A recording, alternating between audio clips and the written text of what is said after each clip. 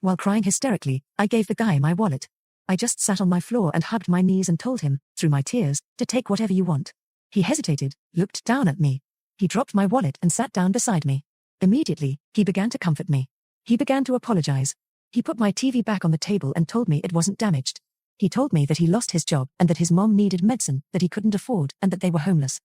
He told me all of this while I just wailed. I cried for my father, who was lost. I cried for my future, for it was uncertain, and I cried because my home had been intruded on in the most violent way. For a good 10 minutes I sat on the floor with a guy who had every intent to rob me, telling me that it would be okay and that he was sorry. He begged me not to call the police. I just started screaming at him to get out. He ran away so fast that he left the crowbar. I threw it after him as he ran down the street. 2 days later, I came home from work and he was sitting in front of my door. I was so terrified that I pulled out my phone, but he had this look on his face of I'm not sure how to describe it, remorse, regret. He told me that he told his mom what he did, and his mom made me some soup. He handed me this tiny bowl wrapped in tin foil. Again, I was stunned and overwhelmed and angry that I slapped the bowl out of his hands and it shattered on the floor. I told him to leave or I was calling the police. He left. I remember he looked upset. I left the soup and shattered the bowl outside my door, almost as a warning for him to not come back. About 3 months after that, I got a note in my mail slot from the guy. He told me his mother had passed away, that he was no longer homeless and that he had a job. He wanted to repay me for breaking into my apartment. He wrote down his address and told me that I was welcome to break into his place if I wanted, but he didn't have much stuff. This all overwhelmed me. I threw away the letter, but I remembered his address. I remember walking by there one day, out of curiosity.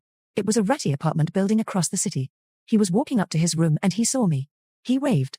I turned away and left. He ran after me, apologized again, told me that he never meant to do what he did. He showed me the program from his mother's funeral that he kept in his wallet. He wasn't lying, she was real. He was real. He was a real person. I don't know what it was, but I believed him.